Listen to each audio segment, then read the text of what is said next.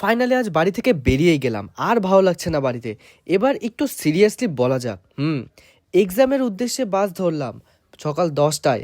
আর এটা কি হলো আমার সাথে, পৌঁছালাম 1:40-এ, দুপুর প্রায় 40 মিনিট লেট। তো আমার এক্সামটা এখন হয়ে গেল, আর এই যে আমার কলেজ, আর এই যে আমার হাতের অবস্থা দেখতে পাচ্ছ।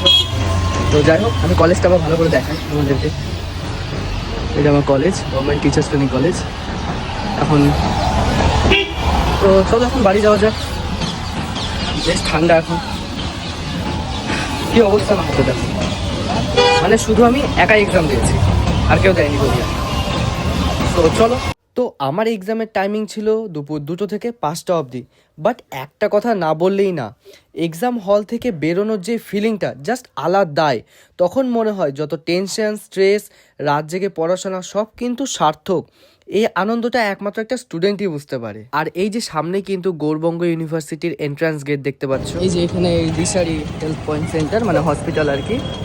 তো এই ছিল আজকে আমার মিনি ভ্লগ। এইভাবেই দিনটা কাটালাম, ভালো খারাপ সব মিলেই জীবন। নিঃশ্বাস নিচ্ছি, বেঁচে আছি, এটাই তো বড় কথা। তো চলো নতুন একটা ইন্টারেস্টিং ভ্লগ নিয়ে দেখা করবো আবার। টাটা।